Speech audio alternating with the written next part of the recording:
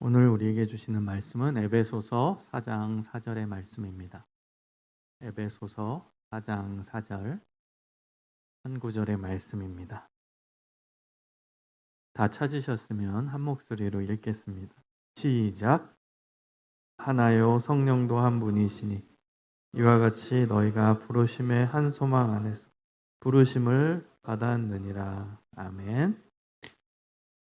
오늘 본문이 담겨 있는 에베소서 4장 4절 전체적으로 한번 볼게요. 에베소서라는 책을 전체적으로 보면 에베소서는 총 6장으로 구성되어 있습니다. 그리고 1장부터 3장까지는 쉽게 이야기하면 이론이요, 이론. 학문으로 표현한다면 이론과 실천, 이론과 실제가 있죠. 근데 1장부터 3장까지는 이론입니다. 기독교의 복음에 대한 이해, 구원의 기초에 대한 강의를 바울이 하고 있어요. 그리고 4장부터 6장까지는 1장에서 3장까지 가르친 내용을 어떻게 삶 속에서 실천할 것인지, 실제에 대한 이야기, 실천에 관한 이야기를 담고 있습니다. 1장부터 3장까지는 이론적인 내용이에요. 우리가 알아야 되는 구원에 대해, 복음에 대해 알아야 되는 이론입니다. 그리고 4장부터 6장은 복음에 합당한 삶을 살아가는 내용인 거예요. 우리가 아는 대로 살아가는 거죠. 아는 대로 실천하는 것이죠. 여러분, 기독교 신앙은 암과 삶의 일치를 추구합니다. 암과 삶의 일치입니다. 아는 것 따로, 살아가는 것 따로가 되어서는 안 된다는 것입니다. 여러분, 기독교인이 아닌 비기독교인이 우리를 볼 때 이 부분을 체크하는 겁니다. 쟤네는 교회 다니는데, 숱하게 설교 말씀 듣는데, 사랑 맨날 사랑을 이야기하는데 진짜냐? 이것을 우리에게 요구하고 있는 거예요. 왜 한국 기독교가 욕을 많이 먹고 있어요? 암과 삶이 불일치된다라고 믿지 않는 자들이 보는 겁니다. 쟤네는 성경 말씀을 알고 예배는 잘 드리고 설교 잘 듣는데 그게 실제 삶과 연결되느냐 이겁니다. 그렇다면 이 사회가 변화되어야 되지 않냐? 여러분, 성경 말씀을 잘 보십시오. 말씀대로 살면 우리의 모습이 어떻게 변하겠습니까? 말씀대로 살면 우리의 살아가는 세상이 어떻게 변화되겠습니까? 말씀대로 살면 우리가 소속된 직장과 학교가 어떻게 변화되겠습니까? 여러분, 잘 생각해 보세요. 하나님의 말씀대로 산다면 이 세상은 벌써 천국이 됐어요. 우리 가정은, 우리 학교는, 우리 직장은 이미 천국이 됐습니다. 그럼 문제는 어디에 있는 걸까요? 우리지요, 우리 자신. 하나님의 말씀은 하나님 사랑, 이웃 사랑을 알려주고 있죠. 그대로 살면 하나님 사랑 실천하고 이웃 사랑을 실천하니까 천국의 삶을 살게 될 겁니다. 이 세상은 사랑이 넘치는 천국의 모습과 같을 거예요. 근데 지금 안 그렇잖아요. 그럼 우리 믿는 자들이 알면 많이 있는데 삶이 문제라는 거죠. 암과 삶이 일치되지 않고 있다라는 뜻이겠죠. 암과 삶이 분리되고 있다라는 뜻일 겁니다. 이게 뼈 아픈 거예요. 가슴 아픈 거예요.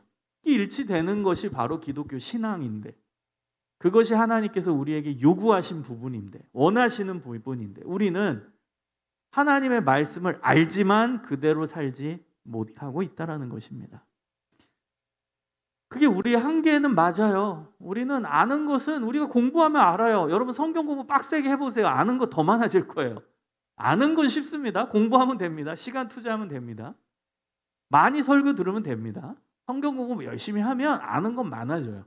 아는 거는 어렵지 않아요. 문제는 사는 것이죠. 우리의 문제는 거기에 있는 거죠. 사라지지가 않는 거. 아는 대로 되어지지 않는 거. 이게 문제죠. 여러분, 한 구절, 정말 이것은 전곡을 찌르는 말씀이죠. 예수님 말씀 중에 마태복음 5장 44절, 원수를 사랑하라. 알긴 알잖아요. 근데 그걸 어떻게 삽니까? 여러분, 사라집니까? 여러분, 원수를 너무 추상적으로 생각하지 말고 나를 괴롭히고 힘들게 하고 짜증나게 하고 직장에서 진짜 아우 저 인간만 없으면 그게 원수예요. 여러분, 그 사람은 사랑할 수 있어요? 어렵죠?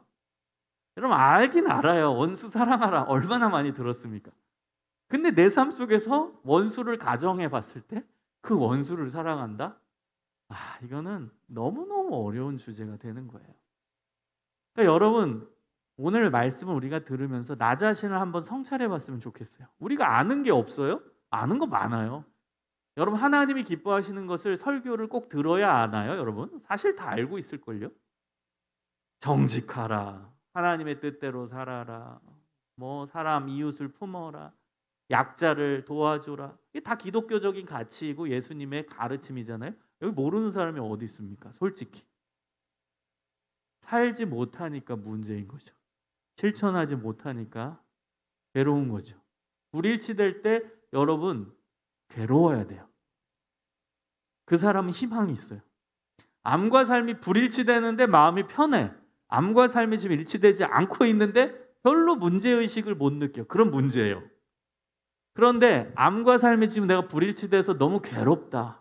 찔린다. 그러면 희망이 있는 거예요. 희망이 있는 거예요. 여러분 오늘 본문 말씀에서 바울은 하나님의 뜻을 전하면서 우리에게 답을 제시해 줍니다. 암과 삶이 일치될 수 있는 방법. 그 방법이 바로 너 스스로 하지 말고 너 안에 성령님을 모셔라 입니다. 성령께서 하신다. 성령께서 암과 삶의 일치를 추구하게 하신다. 이것이 기독교의 가장 중요한 신앙입니다. 여러분 지금은 성령님의 시대입니다. 성령님의 시대예요. 예수 그리스도께서 십자가에 못 박혀 돌아가시고 사흘 만에 부활하시고 승천하시면서 우리에게 내려주신 예수님의 또 다른 보혜사, 그러니까 예수님과 똑같은 또 도와주는 분을 보내주신다고 예수님께서 약속해 주셨거든요. 마지막 만찬 때, 십자가에 달리시기 전에 마지막 만찬 때 제자들을 앞에 두시고선 성령 약속을 요한복음 14장, 요한복음 16장에 하십니다. 내가 이제 떠나간다. 이제 내가 십자가에 못 박혀 죽고 사흘 만에 부활하고 그 다음 승천해서 하늘로 간다. 그랬더니 이제 제자들이 흔들거리는 거예요. 그럼 우리는 어떡합니까? 예수님 떠나가시면 우리는 어떡합니까? 그때 예수님이 하신 말씀이 내가 너희를 고아와 같이 내버려 두지 않고 다시 오겠다. 다시 오되 먼저는 나와 똑같은 그 헬라어 원어를 보면 나랑 동종의 동질의 그 존재의 또 다른 보혜사를 보내겠다라고 표현을 하세요.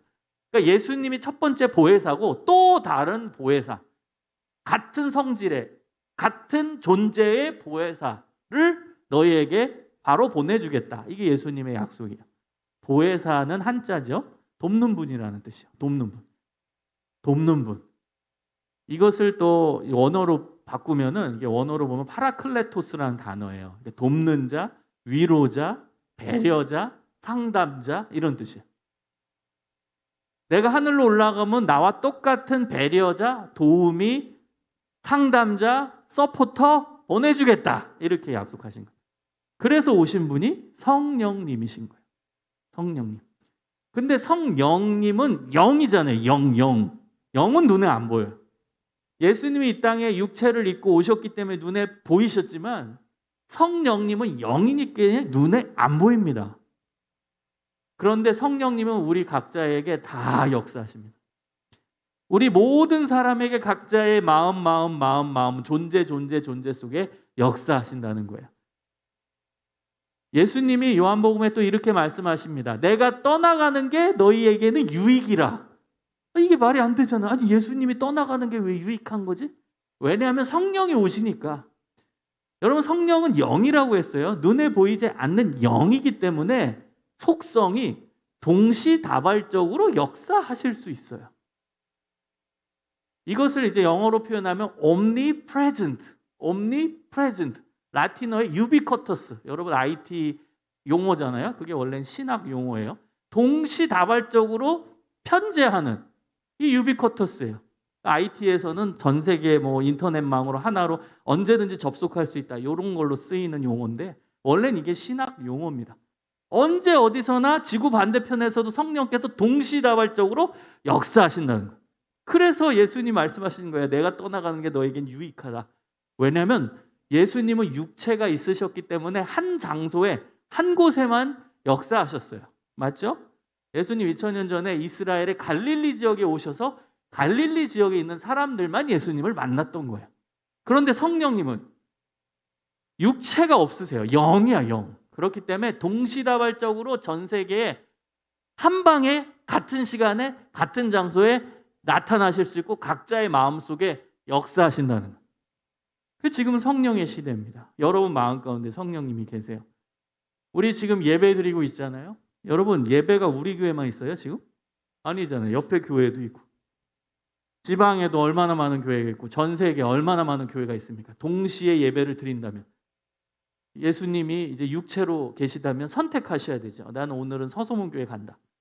다음 주에는 세문안교회 간다. 다음 주에 영락교회 간다. 선택하셔야 돼요. 육체가 있으면 제한이 되거든. 근데 성령님은 동시다발적으로 역사하시는 거예요. 동시에 세문안교회, 영락교회, 서소문교회 뭐 다 같이 동일한 시간에 예배드린다면 성령께서 다 동일하게 역사하시는 거예요. 이게 놀라운 은혜고 놀라운 역사, 성령님의 파워입니다. 지금은 성령님의 시대입니다. 여러분 성령님이 예수님이세요. 예수님의 영이 성령이죠. 예수님이에요, 예수님. 근데 예수님이 육체까지 있으셨던 거고 이 땅에 오시면서, 근데 성령님은 예수님의 영인 거예요. 그러니까 예수님이 우리 안에 역사하시는 거예요. 동시다발적으로. 지금 이 시대 얼마나 감격스럽습니까? 얼마나 좋습니까? 여러분 좋으세요? 이 놀라운 은혜의 시대 속에 우리는 살고 있는 것입니다. 그 성령님이 우리 마음 가운데 계시면 말씀대로 살아갈 수 있게끔 도와주시는 거예요. 하나님의 말씀대로 우리가 실천할 수 있게끔, 암과 삶이 일치되게끔 도와주시는 분, 서포터해 주시는 분, 격려해 주시는 분, 보혜사 성령님, 그분이 역사하실 때 일어나는 것입니다. 사랑하는 여러분, 그럼 우리의 답은 한 가지 있습니다. 성령께서 내 안에 충만해야 돼. 그래서 나온 단어가 성령 충만입니다. 여러분 충만이라는 단어는 가득 차다라는 뜻이죠. 성령이 내 안에 가득 찰 때 어떤 역사가 일어날까요? 암과 삶이 완벽히 일치되겠죠. 그런데 여러분 성령 충만이라는 단어가 있다면 성령 가득 차지 않음도 있을 거예요. 맞죠? 충만이라는 단어는 가득 차 있는 거예요. 우리 자동차로 표현하면은 기름 꽉 찬 거예요. 내 차의 기름을 오늘 만땅 다 채우는 거예요. 꽉 차는 게 충만이에요. 그럼 만약에 50% 찼다. 그럼 그건 충만이 아니죠. 여러분 우리 안에도 마찬가지입니다. 성령께서 우리 안에 꽉 채워질 수도 있고 아닐 수도 있어요. 그러면 아닌 공간에는 인간의 욕심이 채워지는 거고 세상의 욕심이 채워지는 거예요. 성령님이 충만하지 않은 공간에는 가만히 있는 진공 상태가 아니라 그 안에 인간적인 욕심, 세상적인 가치가 들어오는 거예요. 그래서 성령의 영역이 커지면 세상의 영역은 작아지고 내 안에 세상의 영역이 커지면 성령의 영역은 작아지는 거예요. 여러분 2주일만 교회 빠져보세요. 어떻게 되나? 성령의 내 안에 계신 그 영역이 작아지면서 대신에 그 빈 공간에는 가만히 있는 게 아니라 세상 걸로 채워지게 될 겁니다. 여러분이 하고 있는 행동, 여러분이 핸드폰으로 검색하는 내용, 그 다음에 여러분이 생각하는 거 잘 보세요. 2주만 교회 빠져보세요. 그 안에 하나님의 가치가 있나? 세상적인 게 다 들어와서 믿지 않는 자의 모습과 똑같을 거예요. 차이가 전혀 없을 거예요. 2주만 교회 빠져보세요. 내 안에 성령의 영역이 작아졌기 때문에. 그럼 빈 공간에 세상의 영역이 다 들어온 거예요. 그래서 여러분 우리의 과제는 성령 충만입니다. 내 안에 최대한, 물론 100%로 채워진다는 게 얼마나 어렵겠습니까? 노력하는 거죠. 성령 충만하기 위해 노력하는 거죠. 그때 내 안에 성령께서 가득 채워진다면 그때서야, 그제서야 완벽히 암과 삶이 일치되는 거겠죠. 말씀대로 100% 실천하며 자연스럽게 실천하며 살아가는 역사가 일어나겠죠. 여러분 성령님은 어떤 분이시냐면 굉장히 젠틀한 분이십니다. 예수님은 젠틀한 분이. 그럼 신약에서 예수님의 모습을 보세요. 그게 성령님의 모습입니다. 제가 말씀드리잖아요. 성령님은 예수님의 영이에요. 그 예수님입니다. 그럼 성령님 어떤 분이신지 알기 위해서는 신약에 마태, 마가, 누가, 요한의 예수님의 모습을 보면 성령님이 어떤 분인지를 쉽게 아는 겁니다. 예수님 어떤 분이세요? 상당히 젠틀하시잖아요. 젠틀한 분이세요. 굉장히 인격적인 분이시 바로 예수님이십니다. 그래서 성령님은 어느 사람에게 충만하게 역사하시냐 하면 나는 성령님을 진심으로 원합니다. 내 안에 충만하게 역사해 주세요. 저는 성령님을 환영합니다. 내 안에 성령으로 채워주세요. 기대감이 있고 진실로 성령이 내 안에 충만하기를 간절히 소망하는 자에게 역사하시는 겁니다. 젠틀한 분이니까. 여러분, 이 비유가 바로 요한계시록 3장 20절에 나오죠. 볼지어다 내가 문 밖에 서서 두드리노니 누구든지 내 음성을 듣고 문을 열며 내가 그에게로 들어가 그와 더불어 먹고 그는 나와 더불어 먹으리라. 예수님이 우리 마음 문을 두드리신대요. 두드릴 때 음성을 듣고 문을 열면 그제서야 예수님은 내 마음에 들어와서 나와 함께 먹고 더불어 살게 되신다. 요한계시록에 정확히 나와요. 3장 20절에. 젠틀한 분이십니다. 문을 두드리시는 거예요. 문 열어줄래? 안 열어주면 못 들어가는 거예요. 예수님. 안 들어오시는 거예요. 활짝 마음문을 열고 들어오십시오. 저는 웰컴합니다. 성령님 오십시오. 성령님 환영합니다. 성령님 가득 제 안에 채워주옵소서. 간절히 소망하고 원함은 그때 기분 좋게 성령님은 내 안에 역사하셔서 충만하게 일하시는 거예요. 여러분 집에 이제 벨이 울립니다. 띵동 띵동 누가 왔나 봤더니 진짜 친한 친구예요. 그러면 이제 정말 뛰어나가서 문 열어줄 거 아닙니까? 그러면 신나서 친구는 들어오는 거죠. 여러분 예수님이 마치 그렇다는 거예요. 두드리는데 얘가 나를 어떻게 환호하고 있나? 나를 얼마나 기대하고 있나? 이걸 보시는 거예요. 친한 친구 기다리듯이 기다리고 있나? 그럼 예수님도 기분 좋게 들어오시는 거예요. 근데 띵동 띵동 했는데 봤더니 와, 내 직장 상사야. 얘 왜 왔지 우리 집에? 안 열어주고 싶어. 이거 없는 척 할까? 아이고 발소리가 벌써 들렸는데 큰일이다. 문 열어줘야지. 어쩔 수 없네. 문을 열어줬는데 네, 어쩐 일이세요? 그럼 상대방은 다 알아요. 여러분 마치 예수님을 환영할 때 그 정도의 환영을 하고 있는 건 아닙니까? 억지로의 환영. 진심으로 환영하지 않는 억지로 형식적인 환영을 여러분은 하고 있는 건 아닙니까? 어떻게 여러분은 성령님을 맞이하기를 원하십니까? 얼마큼 여러분은 성령이 내 안에 역사하시는 것에 대한 열망이 있냐는 것입니다. 여러분 열망이 있어야 성령님은 들어오시는 겁니다. 내 안에 계셔서 내 안에 충만하게 역사하시고 나와 함께 먹고 나와 함께 더불어 산다. 이런 놀라운 은혜를 우리가 받는 겁니다. 그래서 기독교 신앙은요 가장 근원적인 건 성령이 내 안에 충만하는 거예요.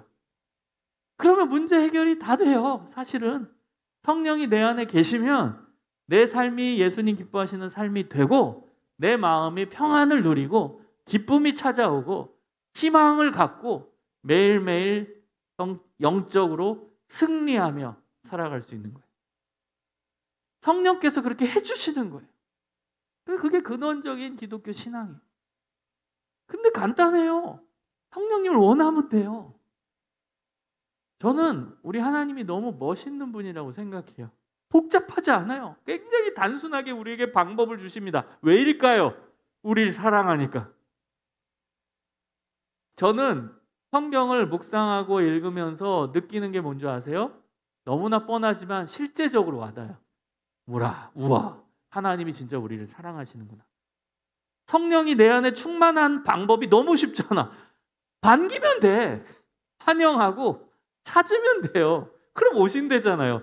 이거 얼마나 심플한 방법입니까? 여러분 타 종교를 보세요.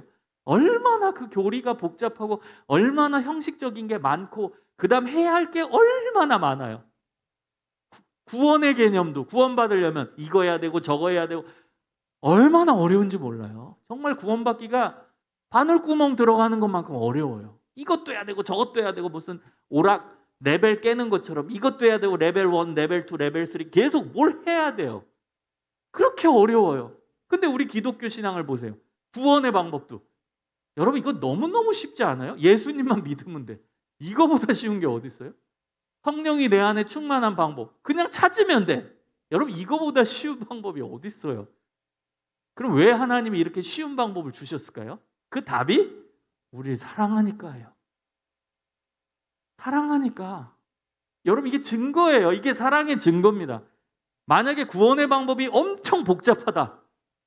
그러면 그 신의 의도는 구원 안 시키는 게 의도겠죠. 맞죠? 여러분 구원의 방법이 어렵다. 체계적이고 복잡하다. 이거 하면 저거 해야 되고 저거 하면 요거 해야 된다. 그걸 다 깨야지 구원받는다. 그럼 그 신의 의도는 뭐예요? 구원 안 시키는 게 의도겠죠? 맞잖아요. 구원받는 방법이 어렵다면 신의 의도는 구원을 안 시키고 싶은 거예요. 맞죠? 여러분 근데 우리 기독교 신앙은 구원의 방법이 너무 쉬워요. 무슨 얘기겠어요? 하나님의 의도는 구원시키는 거예요. 여러분 놀라지도 않아요? 저는 이게 엄청난 은혜고 엄청 놀라워요. 비교 종교학을 공부해 보면 타 종교랑 같이 비교 종교학이라는 학문이 있거든요. 보면 기가 막혀요. 우리 하나님이 우리를 너무너무 사랑하시는구나. 진짜. 하나님이 세상을 이처럼 사랑하사 독생자를 주셨으니 요한복음 3장 16절. 이게 진리구나. 구원의 방법이 너무 쉬워. 너무 쉬워. 우리 기독교만. 너무 쉬워. 그건 하나님이 우리를 너무너무 사랑하신다는 증거죠. 인간을. 왜? 하나님의 의도는 구원시키는 거니까. 구원 주는 게 하나님의 목표고 목적이고 의도니까 구원의 방법이 쉬운 거예요. 쉬워야 많이 구원받을 거 아니에요. 쉬워야. 그게 하나님의 의도라니까요. 그것은 하나님이 인간을 정말 사랑한다는 거죠. 디모데전서 2장 4절에 정확히 나오잖아요. 하나님은 모든 사람이 진리를 알고 구원받기를 원하신다고. 그게 하나님 원하시는 바예요. 왜? 인간을 사랑하시니까. 그래서 구원의 방법이 쉬워요. 기독교의 신앙은 사실은 굉장히 하나님이 쉽게 우리에게 알려주셨어요. 성령이 내 안에 충만한 방법 너무 쉬워요. 찾으면 돼요. 성령님 임하소서. 성령님 충만하기를 원합니다. 내 안에 성령님으로 가득 채워지기를 소망합니다. 성령님 역사해 주옵소서. 저는 진심으로 원합니다. 성령님을 원합니다. 여러분 성령께서 오시는 거예요. 여러분 기도할 때 성령을 간구하는 기도를 하십시오. 성령님 내 안에 임하소서. 충만하게 임하소서. 성령님을 사모합니다. 내 안에 역사하여 주옵소서. 내 안에 성령으로 채워지기를 소망합니다. 들어와 주옵소서. 마음 문을 활짝 열고 성령님을 환영하오니 제 안에서 충만하게 역사하여 주옵소서. 여러분 기도하십시오. 그럼 성령께서 여러분 마음 가운데 충만하게 임하셔서 암과 삶이 일치되는 진짜 멋있는 크리스찬으로 살아가게 하실 것입니다. 성령님은 또 어떤 분이십니까? 여러분 4절을 보세요. 4절 상반절에 보면 이렇게 나옵니다. 몸이 하나요 성령도 한 분이시니. 여러분 성령님은 우리 믿는 자들을 하나 되게 만드시는 분이십니다. 우리 믿는 자들이잖아요. 여기 계신 분들은 하나 되게 만드시는 분입니다. 제가 비유로 들면 우리 성령님은 우리 몸속에 있는 피예요. 피. 여러분 피는 우리 몸속에서 모든 혈관, 뭐 대동맥부터 시작해서 미세혈관, 모세혈관까지 다 흐르죠. 모세혈관 깊은 곳까지 피가 흐르지 않으면 우리 몸은 마비가 올 겁니다. 그럼 걷지도 못하고 교회도 못 나올 것입니다. 피가 계속 흐르는 거예요. 우리 몸 전체를. 그러니까 우리가 가고자 하는 방향으로 우리 몸이 움직일 수 있고 활동할 수 있게 되는 것이죠. 여러분 예수 그리스도의 십자가를 교회의 뼈대라고 비유한다면 성령님은 우리 몸속에 핏줄처럼 피가 흐르는 거예요. 그래서 살아있게 만드는 거예요. 뼈가 있죠? 움직이려면 피가 흘러야 돼요. 성령님은 우리 몸속에 피를 다 흐르게 해가지고 움직이게 하는 그런 능력으로 역사하신다는 겁니다. 그래서 성령님이 내 안에 흐르지 않는 사람은 사실 죽은 신앙인이에요. 피가 안 흐르는 거예요. 성령님이 내 안에 흐르지 않는다? 그러면 마치 몸에 피가 흐르지 않는 사람과 같아요. 죽은 사람이죠. 여러분 공동체 안에도 다 여기 믿는 자들이잖아요. 이 안에 성령의 피가 흐르지 않으면은 그러면 어떻게 될까요? 죽은 거예요. 공동체가 죽은 거예요. 공동체가 죽었다는 건 어떤 현상이 나올까요? 싸우겠죠? 분열하겠죠? 서로 미워하겠죠? 죽은 겁니다. 그 공동체. 여러분, 죽은 공동체도 많아요. 교회라는 이름으로 모였지만 죽은 공동체가 얼마나 많은데요. 서로 미워하고 서로 싸우고 서로 분열하고 성령님의 피가 흐르지 않는 겁니다.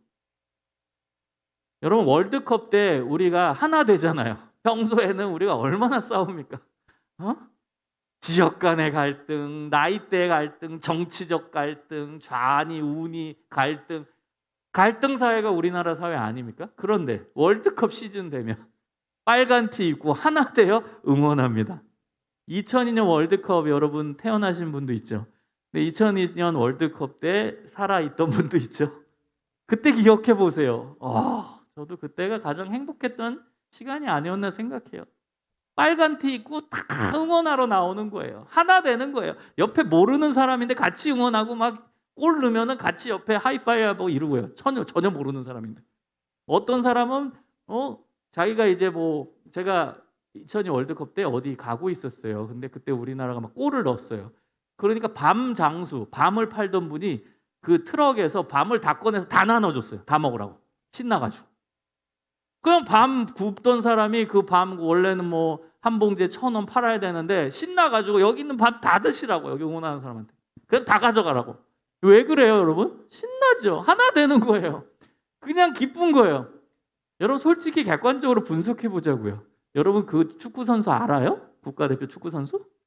여러분, 손흥민 알아요? 개인적으로? 모르잖아요. 몰라요. 근데 왜 골을 넣었는데 우린 그렇게 기쁠까요? 전혀 모르는 사람이잖아요. 국가대표 11명, 우리 몰라요. 모르는 사람이에요. 근데 골을 넣었는데 왜 밤장수가 밤을 팔아야 이제 매출이 나오는데 그걸 다 주면서까지 그렇게 기뻐할까요? 같은 한국인의 피가 흐르기 때문입니다. 한국인이라는 그 피가 흐르기 때문에 하나가 된 거예요. 단순합니다. 한국인이라는 피가 흐르니까. 여러분, 우리도 마찬가지입니다. 성령님께서 우리를 하나 되게 하시는 거예요. 피가 서로 흐르는 거예요. 성령으로 하나 되는 겁니다.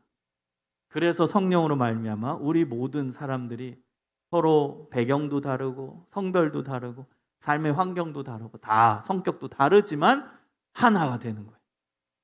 하나가 되는 거예요. 성령이라는 그 이름 하나로 하나가 되는 것입니다. 여러분, 성령님은 그런 역사를 우리 공동체 가운데 하시는 분이세요. 성령께서 계시는 공동체는 하나 돼요. 분열되지 않아요. 싸우지 않아요. 미워하지 않아요. 하나 돼요.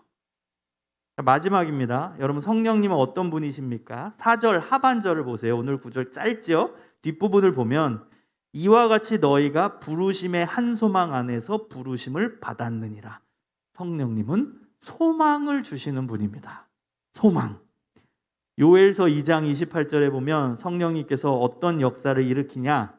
그 후에 내가 내 영을 만민에게 부어주리니 너희 자녀들이 장래일을 말할 것이며 너희 늙은이는 꿈을 꾸며 너희 젊은이는 이상을 볼 것이며. 요엘서 2장 28절의 말씀입니다. 여러분, 요 구절 갖고 찬양 만들어졌죠? 예전에 많이 불렀던 찬양인데 예언할 것이요 뭐 할 것이요. 네, 미안합니다. 제가 가사를 잘 못 외워요.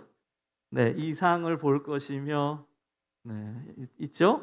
지금은 엘리야 때처럼. 그렇죠? 지금은 엘리야 때처럼 이런 찬양이 있었어요. 거기에 이제 구절이 나오는데요. 여러분, 성령님이 임하시잖아요. 성령님이 임하시면은 희망이 생겨요. 소망이 생겨요. 여러분, 장래일을 말할 것이다. 미래를 본다. 비전이잖아요. 비전. 비전은 보는 거거든요. 보게 된다. 미래를 본다. 희망을 본다. 여러분, 미래라는 단어는 희망이거든요. 희망을 보는 겁니다. 나의 삶의 비전을 보는 거예요. 나의 삶의 궁극적인 희망을 보는 겁니다. 여러분, 성령께서 역사하시면은 공통된 반응이 뭔지 아세요? 희망이 생겨요. 세상이 줄 수 없는 희망이 내 안에서 솟아나옵니다. 삶에 대한 희망도 생기고 미래에 대한 희망도 생기고 죽음 이후의 희망도 생기고 근원적 희망이 내 안에 충만하게 역사하는 거예요. 여러분 지금 코로나 시대 그리고 희망을 노래하기에는 상당히 어려운 시대잖아요. 희망이라는 단어가 잊혀져 가고 있지 않나요? 여러분 이럴 때일수록 근원적 희망 되시는 성령님을 의지하십시오. 그러면 우리 삶의 근원적인 희망이 회복됩니다. 희망, 소망. 내 안에 소망이 채워져요. 여러분 인간의 가장 무서운 마지막을 죽음이라고 표현을 합니다. 그런데 성령님의 파워는 그 죽음을 돌파하는 거예요. 죽음을 돌파하고 이겨내는 근원적 희망을 주시는 겁니다. 인간의 최대 절망을 죽음이라고 합니다. 그러나 성령님은 그 죽음을 뛰어넘고 돌파하잖아요. 그래서 우리는 영원한 생명에 대한 희망이 있잖아요. 영원한 생명을 얻음에 대한 소망이 우리 안에 있잖아요. 이게 근원적인 희망으로 역사하는 것이고 성령께서 그 희망을 우리 마음속에 우리 존재 속에 넣어주신다는 것입니다. 여러분 초대교회는 순교의 역사였습니다. 초대교회 여러분 시간이 되시면은 유튜브에 좋은 자료 많아요. 초대교회 성도들이 얼마나 고난 속에 살았는지. 여러분 초대교회 교인들은요.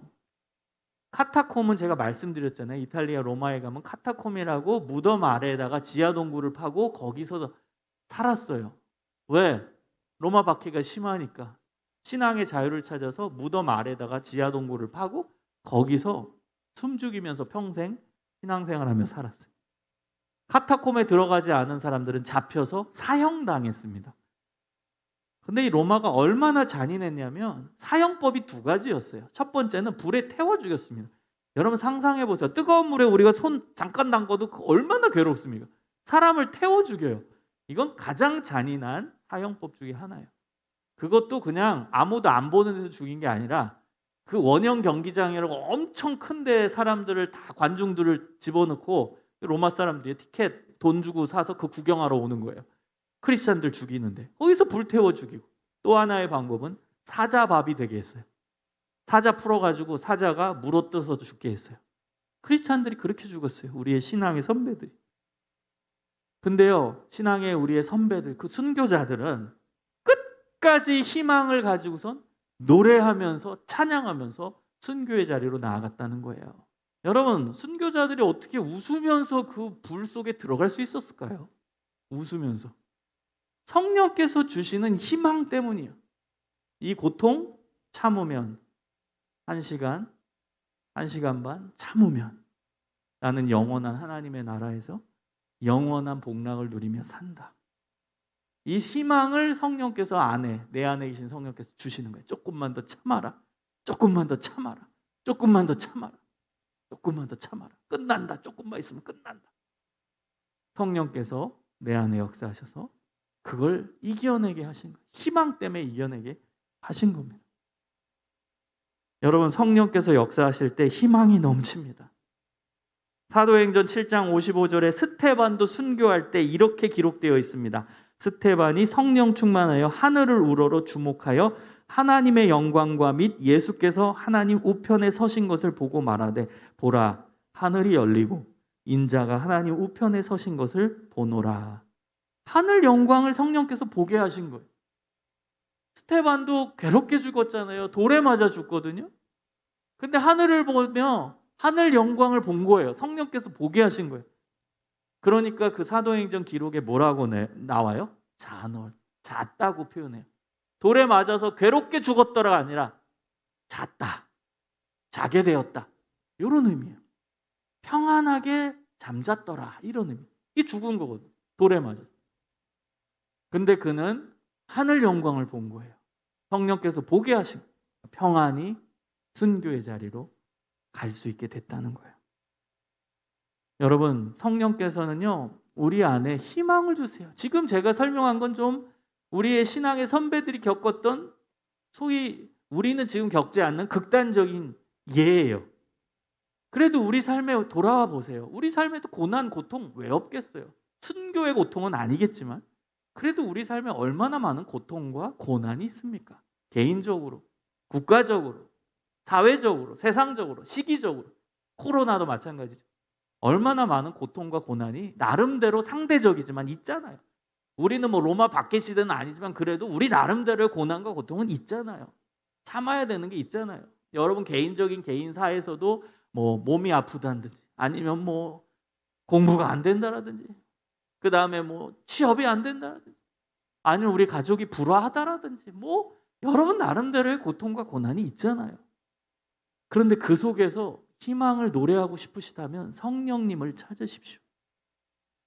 성령은 우리에게 희망을 주시는 분이에요. 삶의 희망, 미래의 희망, 죽음을 뛰어넘는 희망, 참된 희망을 주시는 분, 참된 소망을 주시는 분, 그분이 성령님이십니다. 여러분 많이 힘드십니까? 살아가기? 저도 힘들 때 많아요. 제가 설교하지만 안 힘들어 보이죠? 되게 힘들어요, 저도. 저도 불쌍합니다. 예, 나름 불쌍해요. 불쌍히 좀 봐주세요. 저도 알고 보면 불쌍한 사람이에요. 불쌍하고 힘들 때 많아요, 저도. 정말로. 눈물 지을 때 많아요, 저도. 어려울 때 많아요. 나름 머리 복잡해서 잠도 안 올 때 요즘 불면증도 많아요. 잠을 못 자요, 잘. 힘든 게 많아요. 여러분, 이러한 어려움 가운데, 우리의 고통 가운데 근원적인 희망은 성령님이세요.